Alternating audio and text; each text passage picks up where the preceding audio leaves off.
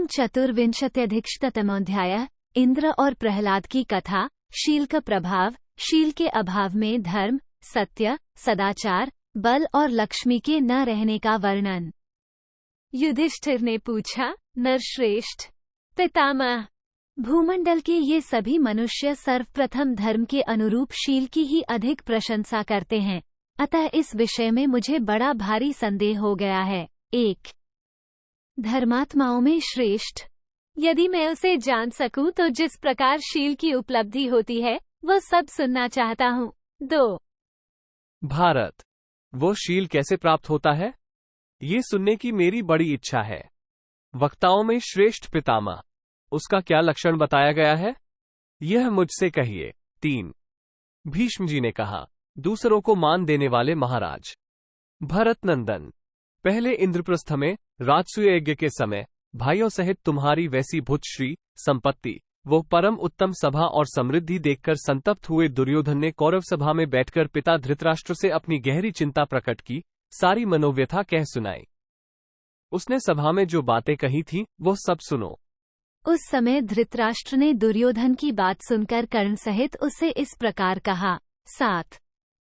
धृतराष्ट्र बोले, बेटा, तुम किस लिए संतप्त हो रहे हो, यह मैं ठीक सुनना चाहता हूँ। सुनकर यदि उचित होगा तो तुम्हें समझाने का प्रयत्न करूंगा। 8. शत्रुनगरी पर विजय पाने वाले वीर, तुमने भी तो महान ऐश्वर्य प्राप्त किया है। तुम्हारे समस्त भाई, मित्र और संबंधी सदा तुम्हारी सेवा में उपस्थित रहते हैं। तुम अच्छे वस्त्र ओढ़ते पहनते हो, पिशितौद्न खाते हो और आ जाने अश्व, अरबी घोड़े तुम्हारा रथ खींचते हैं, फिर तुम क्यों सफेद और दुबले हुए जाते हो। 10. दुर्योधन ने कहा, पिताजी, युधिष्ठिर के महल में 10,000 महामनस्वी स्नातक ब्राह्मण प्रतिदिन सोने की थालियों में भोजन करते हैं। 11. भारत, दिव्य फल फूलों से सुशोभित वो दिव्य सभा, वे तीतर के समान रंग वाले चितकबरे घोड़े और वे भांति भांति के दिव्य वस्त्र अपने पास कहाँ हैं। वह सब देखकर अपने शत्रु पांडवों के उस कुबेर के समान शुभ एवं विशाल ऐश्वर्य का अवलोकन करके मैं निरंतर शोक में डूबा जा रहा हूँ। 12. 13. धृतराष्ट्र ने कहा, तात पुरुष सिंह, बेटा, युधिष्ठिर के पास जैसी संपत्ति है वैसी या उससे भी बढ़कर राजलक्ष्मी को यदि तुम पाना चाहते हो तो शीलवान बनो। 14. इसमें संशय नहीं है कि शील के द्वारा तीनों लोकों पर विजय पाई जा सकती है। शीलवानों के लिए संसार में कुछ भी असाध्य नहीं है। 15. माधाता ने एक ही दिन में, जन्मेजय ने 3 ही दिनों में और नाभाग ने 7 दिनों में ही इस पृथ्वी का राज्य प्राप्त किया था। 16. ये सभी राजा शीलवान और दयालु थे, अतः उनके द्वारा गुणों के मोल खरीदी हुई यह पृथ्वी स्वयं ही उनके पास आई थी। 17. दुर्योधन ने पूछा, भारत, जिसके द्वारा उन राजाओं ने शीघ्र ही भूमंडल का राज्य प्राप्त कर लिया, वो शील कैसे प्राप्त होता है, यह मैं सुनना चाहता हूँ। 18. धृतराष्ट्र बोले, भरत नंदन, इस विषय में एक प्राचीन इतिहास का उदाहरण दिया जाता है, जिसे नारद जी ने पहले शील के प्रसंग में कहा था। 19. दैत्यराज प्रहलाद ने शील का ही आश्रय लेकर महामना महेंद्र का राज्य हर लिया और तीनों लोकों को भी अपने वश में कर लिया। 20. तब महाबुद्धिमान इंद्र हाथ जोड़कर बृहस्पति जी की सेवा में उपस्थित हुए और उनसे बोले, भगवन, मैं अपने कल्याण का उपाय जानना चाहता हूँ। 21. कुरुश्रेष्ठ, तब भगवान बृहस्पति ने उन देवेंद्र को कल्याणकारी परम ज्ञान का उपदेश दिया। 22. तत्पश्चात इतना ही श्रेय कल्याण का उपाय है, ऐसा बृहस्पति ने कहा। तब इंद्र ने फिर पूछा, इससे विशेष वस्तु क्या है। 23. बृहस्पति ने कहा, तात सुरश्रेष्ठ, इससे भी विशेष महत्वपूर्ण वस्तु का ज्ञान महात्मा शुक्राचार्य को है। तुम्हारा कल्याण हो, तुम उन्हीं के पास जाकर पुनः उस वस्तु का ज्ञान प्राप्त करो। 24. तब परम तेजस्वी महातपस्वी इंद्र ने प्रसन्नता पूर्वक शुक्राचार्य से पुनः अपने लिए श्रेय का ज्ञान प्राप्त किया। 25. महात्मा भार्गव ने जब उन्हें उपदेश दे दिया तब इंद्र ने पुनः शुक्राचार्य से पूछा, क्या इससे भी विशेष श्रेय है। 26. तब सर्वज्ञ शुक्राचार्य ने कहा, महात्मा प्रहलाद को इससे विशेष श्रेय का ज्ञान है। ये सुनकर इंद्र बड़े प्रसन्न हुए। 27। तदनंतर बुद्धिमान इंद्र ब्राह्मण का रूप धारण करके प्रहलाद के पास गए और बोले, राजन, मैं श्रेय जानना चाहता हूँ। 28। प्रहलाद ने ब्राह्मण से कहा, द्विज श्रेष्ठ, त्रिलोकी के राज्य की व्यवस्था में व्यस्त रहने के कारण मेरे पास समय नहीं है, अतः मैं आपको उपदेश नहीं दे सकूंगा। 29। ये सुनकर ब्राह्मण ने कहा, राजन, जब आपको अवसर मिले उसी समय मैं आपसे सर्वोत्तम आचरणीय धर्म का उपदेश ग्रहण करना चाहता हूं। 30। ब्राह्मण की इस बात से राजा प्रहलाद को बड़ी प्रसन्नता हुई। उन्होंने तथास्तु कहकर उसकी बात मान ली और शुभ समय में उसे ज्ञान का तत्व प्रदान किया। ब्राह्मण ने भी उनके प्रति यथायोग्य परम उत्तम गुरु भक्तिपूर्ण बर्ताव किया और उनके मन की रुचि के अनुसार सब प्रकार से उनकी सेवा की। 32। ब्राह्मण ने प्रहलाद से बारंबार पूछा, धर्मज्ञ, आपको ये त्रिलोकी का उत्तम राज्य कैसे प्राप्त हुआ? इसका कारण मुझे बताइए, महाराज। तब प्रहलाद भी ब्राह्मण से इस प्रकार बोले। 33। प्रहलाद ने कहा, विप्रवर, मैं राजा हूँ, इस अभिमान में आकर कभी ब्राह्मणों की निंदा नहीं करता, बल्कि जब वे मुझे शुक्रनीति का उपदेश करते हैं तब मैं स्वयं पूर्वक उनकी बातें सुनता हूँ और उनकी आज्ञा शिरोधार्य करता हूँ। 34। वे ब्राह्मण विश्वस्त होकर मुझे नीति का उपदेश देते और सदा संयम में रखते हैं।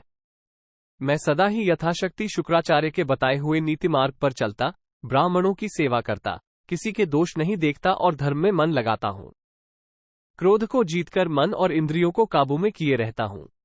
अतः जैसे मधु की मक्खियां शत के छत्ते को फूलों के रस से सींचती रहती हैं, उसी प्रकार उपदेश देने वाले ब्राह्मण मुझे शास्त्र के अमृतमय वचनों से सींचा करते हैं। 35-36। मैं उनकी नीति विद्याओं के रस का आस्वादन करता हूँ और जैसे चंद्रमा नक्षत्रों पर शासन करते हैं, उसी प्रकार मैं भी अपनी जाति वालों पर राज्य करता हूँ। ब्राह्मण के मुख में जो शुक्राचार्य का नीति वाक्य है, यही इस भूतलप अमृत है, यही सर्वोत्तम नेत्र है। राजा इसे सुनकर इसी के अनुसार बर्ताव करे। 38। इतना ही श्रेय है, ये बात प्रहलाद ने उस ब्रह्मवादी ब्राह्मण से कहा। इसके बाद भी उसके सेवा शुश्रूषा करने पर दैत्यराज ने उससे यह बात कही। 39। द्विज श्रेष्ठ, मैं तुम्हारे द्वारा की हुई यथोचित गुरु सेवा से बहुत प्रसन्न हूँ। तुम्हारा कल्याण हो। तुम कोई वर मांगो, मैं उसे दूंगा, इसमें संशय नहीं है। 40। तब उस ब्राह्मण ने दैत्यराज से कहा, आपने मेरी सारी अभिलाषा पूर्ण कर दी। ये सुनकर प्रहलाद और भी प्रसन्न हुए और बोले, कोई वर अवश्य मांगो। 41। ब्राह्मण बोला, राजन, यदि आप प्रसन्न हैं और मेरा प्रिय करना चाहते हैं तो मुझे आपका ही शील प्राप्त करने की इच्छा है, यही मेरा वर है। 42।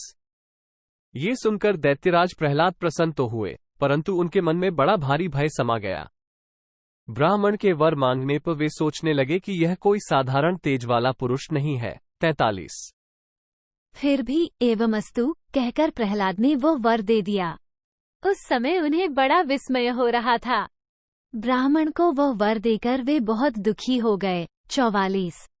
महाराज, वर देने के पश्चात जब ब्राह्मण चला गया तब प्रहलाद को बड़ी भारी चिंता हुई। वे सोचने लगे, क्या करना चाहिए, परंतु किसी निश्चय पर पहुंच ना सके। 45। तात वे चिंता कर ही रहे थे कि उनके शरीर से परम कांतिमान छाया में तेज मूर्तिमान होकर प्रकट हुआ। उसने उनके शरीर को त्याग दिया था। 46। प्रहलाद ने उस विशालकाय पुरुष से पूछा, आप कौन हैं? उसने उत्तर दिया, मैं शील हूं। तुमने मुझे त्याग दिया है, इसलिए मैं जा रहा हूं। 47। राजन, अब मैं उस अनिदित श्रेष्ठ ब्राह्मण के शरीर में निवास करूंगा, जो प्रतिदिन तुम्हारा शिष्य बनकर यहां बड़ी सावधानी के साथ रहता था। 48। प्रभो, ऐसा कहकर शील अदृश्य हो गया और इंद्र के शरीर में समा गया। उस तेज के चले जाने पर प्रहलाद के शरीर से दूसरा वैसा ही तेज प्रकट हुआ।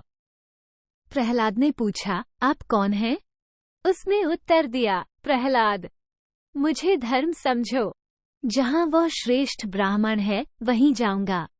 दैत्यराज, जहाँ शील होता है वहीं मैं भी रहता हूँ। 49-50। महाराज, तदनंतर महात्मा प्रहलाद के शरीर से एक तीसरा पुरुष प्रकट हुआ, जो अपने तेज से प्रज्वलित सा हो रहा था। 51। आप कौन हैं? ये प्रश्न होने पर उस महातेजस्वी ने उन्हें उत्तर दिया, असुरेंद्र। मुझे सत्य समझो। मैं अब धर्म के पीछे पीछे जाऊंगा। 52। सत्य के चले जाने पर प्रहलाद के शरीर से दूसरा महापुरुष प्रकट हुआ। परिचय पूछने पर उस महाबली ने उत्तर दिया, प्रहलाद, मुझे सदाचार समझो। जहां सत्य होता है वहीं मैं भी रहता हूं। 53-54। उसके चले जाने पर प्रहलाद के शरीर से महान शब्द करता हुआ पुनः एक पुरुष प्रकट हुआ। उसने पूछने पर बताया, मुझे बल समझो। जहां सदाचार होता है वहीं मेरा भी स्थान है। 55। नरेश्वर। ऐसा कहकर बल सदाचार के पीछे चला गया। तत्पश्चात प्रहलाद के शरीर से एक प्रभामयी देवी प्रकट हुई। दैत्यराज ने उससे पूछा, आप कौन हैं? वह बोली, मैं लक्ष्मी हूं। सत्य पराक्रमी वीर, मैं स्वयं ही आकर तुम्हारे शरीर में निवास करती थी, परंतु अब तुमने मुझे त्याग दिया, इसलिए चली जाऊंगी, क्योंकि मैं बल की अनुगामिनी हूँ। 56-57। तब महात्मा प्रहलाद को बड़ा भय हुआ। उन्होंने पुनः पूछा, कमलालये, तुम कहाँ जा रही हो? तुम तो सत्यव्रता देवी और संपूर्ण की परमेश्वरी हो। वह श्रेष्ठ ब्राह्मण कौन था? यह मैं ठीक ठीक जानना चाहता हूँ। 58-59। लक्ष्मी ने कहा, प्रभो, तुमने जिसे उपदेश दिया है उस ब्रह्मचारी ब्राह्मण के रूप में साक्षात इंद्र थे। तीनों लोकों में जो तुम्हारा ऐश्वर्य फैला हुआ था वो उन्होंने हर लिया। 60। धर्मज्ञ, तुमने शील के द्वारा ही तीनों लोकों पर विजय पाई थी। प्रभो, ये जानकर ही सुरेंद्र ने तुम्हारे शील का अपहरण कर लिया है। 61। महाप्राज्ञ, धर्म, सत्य, सदाचार, बल और मैं, लक्ष्मी, ये सब सदा शील के ही आधार पर रहते हैं। शील ही इन सब की जड़ है, इसमें संशय नहीं है। 62। भीष्म जी कहते हैं, युधिष्ठिर, यो कहकर लक्ष्मी तथा वे शील आदि समस्त गुण इंद्र के पास चले गए। इस कथा को सुनकर दुर्योधन ने पुनः अपने पिता से कहा, कौरव नंदन, मैं शील का तत्व जानना चाहता हूँ। शील जिस तरह प्राप्त हो सके वो उपाय भी मुझे बताइए। 63-64। धृतराष्ट्र ने कहा, नरेश्वर, शील का स्वरूप और उसे पाने का उपाय, ये दोनों बातें महात्मा प्रहलाद ने पहले ही बताई हैं। मैं संक्षेप से शील की प्राप्ति का उपाय मात्र बता रहा हूँ, ध्यान देकर सुनो। 65। मन, वाणी और क्रिया द्वारा किसी भी प्राणी से द्रोह न करना, सब पर दया करना और यथाशक्ति दान देना, ये शील कहलाता है, जिसकी सब लोग प्रशंसा करते हैं। 66। अपना जो भी पुरुषार्थ और कर्म दूसरों के लिए हितकर ना हो अथवा जिसे करने में संकोच का अनुभव होता हो, उसे किसी तरह नहीं करना चाहिए। 67। जो कर्म जिस प्रकार करने से भरी सभा में मनुष्य की प्रशंसा हो, उसे उसी प्रकार करना चाहिए। कुरुश्रेष्ठ, ये तुम्हें थोड़े में शील का स्वरूप बताया गया है। 68। तात, नरेश्वर, यद्यपि कहीं कहीं शीलहीन मनुष्य भी राजलक्ष्मी को प्राप्त कर लेते हैं, तथापि वे चिरकाल तक उसका उपभोग नहीं कर पाते और जड़मूल सहित नष्ट हो जाते हैं। 69। बेटा, यदि तुम युधिष्ठिर से भी अच्छी संपत्ति प्राप्त करना चाहो तो इस उपदेश को यथार्थ रूप से समझकर शीलवान बनो। 70। भीष्म जी कहते हैं, कुंती नंदन, राजा धृतराष्ट्र ने अपने पुत्र को यह उपदेश दिया था, तुम भी इसका आचरण करो, इससे तुम्हें भी वही फल प्राप्त होगा। इति श्री महाभारते शांति पर्वणि राजधर्मानुशासन पर्वणि शीलवर्णनम नाम 24-तमोध्याय 124। इस प्रकार श्री महाभारत शांति पर्व के अंतर्गत राजधर्मानुशासन पर्व में शीलवर्ण विषयक 124वां अध्याय पूरा हुआ। 124।